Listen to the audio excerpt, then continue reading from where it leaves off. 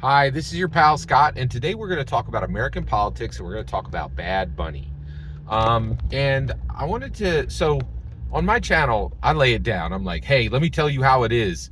This is the best path through. This is the best way to understand this. Listen to me, right? And the reason why is I don't want to really, I often don't want to talk about something if I don't have a strong opinion. And also if I don't think I know better than most people, right? But this is an exception. So, and the reason, well, why are you doing it now, Scott? Well, I cut my Bad Bunny video, on American politics, and then I deleted it. I was like, that sounded very anti-progressive, right? Now, I vote. I believe I live on both sides of the political spectrum. I voted for Obama twice. I voted for Andrew Yang. And I did not vote for Trump the first time, but I did vote for him this time. So where do I land? That's tough. As soon as I say, I voted for Trump, people are like, oh, you're a down in the weeds conservative. And I'm like, no, I just really wanted I wanted a president who had basic communication functioning. And I didn't feel that Biden did. So, I just didn't feel he could communicate well enough to be the leader of the free world. And so that's why I chose Trump, right? And so if you want to call me a conservative for that, but conservatism is not my main goal. I don't want America to stand still. I want us to progress. So I consider myself a progressive. So when I listened to I was like, so my thought was, I'm not happy about this Bad Bunny thing because I don't know any of his songs. So this is going to be me getting up in the big game. Oh, and we're talking about Bad Bunny got picked to be the musical guest at the big game, right? By the organization that owns pro football, right? So I was like, I'm not happy about this. And my take was, I'm just going to go get a sandwich. This isn't going to be good, right? Because I don't know two words from this guy's songs, right?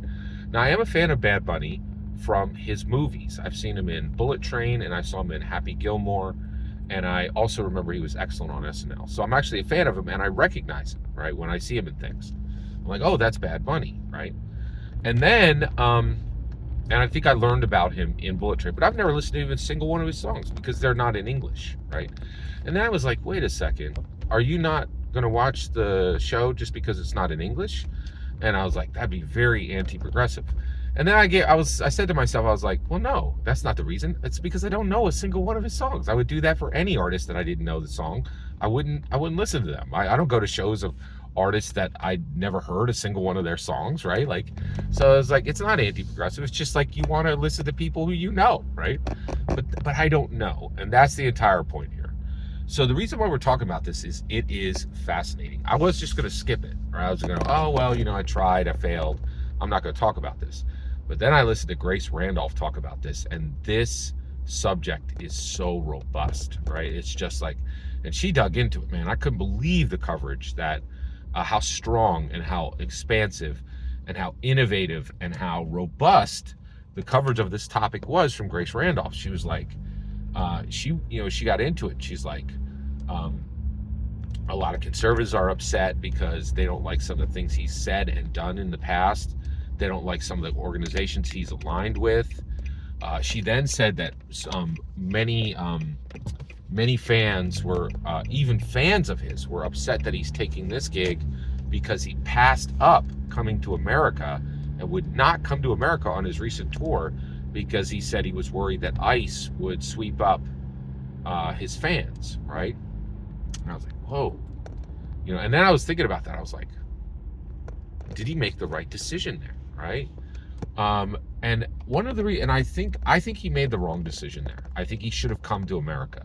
So first of all, he's like, well, I think without a doubt, he's probably the #1 rapper in the world. Why do I say that? I just watched a video on YouTube where they said, guess what? Most rappers can't even sell out an arena, let alone a stadium. And that many rappers have canceled their recent tour. And I was like, what? Right? I was shocked, right? Because recently Dua Lipa came to America. So I immediately looked up tickets and she was going to New York. And I was like, at the worst possible seats would have been $350 for me to go and attend, right? And I was like, that's too much for those terrible tickets. Good ticket, just decent tickets, not front row or anything. like $750, right? And she is definitely selling out shows, right? Like, and so I was like, wow, I didn't know this. But Bad Bunny is not having any trouble selling out concerts, right? So did he make the? So let's talk about just this aspect. Did he make the right decision by not coming to America? And I think the answer is no, right? Because if he had come to America, I absolutely would have. I would have taken a look what the tickets were and seen if I could go, because Philadelphia almost certainly would have been on the list. We're an upcoming city, right? And then if he had come here, I would have heard news about his coverage here, right? About his tour here. And there would have been a chance for me to engage with his content and become excited about him, right?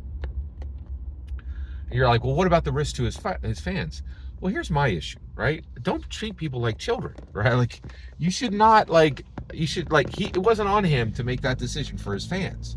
His fans are smart. They know that, like, you know, that might be and he could have even said, hey, my concert is going to be, I think it's going to be a target for ICE.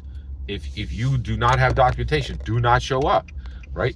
And then you could have let people decide, right? They could have been like, you know what, I'm showing up. I want to take the risk, you know, and that's their right. The other thing is, people who are documented could have seen him, and they could have taken Americans who don't speak English to see this amazing artist, right? Who I've heard is amazing. I don't know if he's an amazing artist or not, because I've never listened to a single one of his songs, right? And so, but I do know he's very famous and has a huge following, right? So I think he made the wrong decision, and I do think these fans are right. Like I think fans who are like, hey, why are you coming to America now? You had a tour, and you were like, oh yeah, you don't get put on the tour. And man, I'll tell you, Americans don't like to be left out. We do not like to be left out. We should be like first on the list, maybe, you know. So, I want to say this. I voted for Trump in this last election. I am not against undocumented immigrants, and the reason why is I'm an evangelical Christian, man. There's a ton of, like, if you're an evangelical Christian and you're against undocumented immigrants, what do you do with the sojourner verses? There's literally verses in the Bible that says, hey, when these people who do not own your land walk across your fields, make sure you leave the gleanings so they can take the gleanings. How do you process that, right? Like, you're clearly just ignoring parts of the Bible.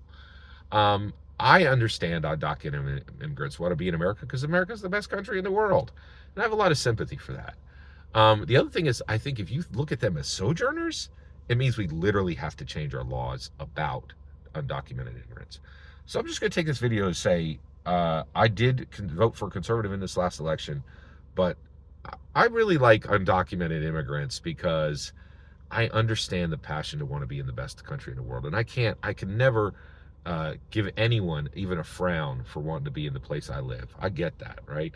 And then the other part is, I really feel like I read the Bible, and the sojourner lines are a lot to think about. And I think sojourner lines are exactly what we're talking about, undocumented immigrants. And the Bible's like, leave something out for them to eat. That it doesn't say round them up and send them back. That's not biblical, right? Every single word you just heard in this video is my humble opinion. The important part is when I get to hear your humble opinion, when you get in the comments and send your traffic. Please consider subscribing, and have a fetch millennium.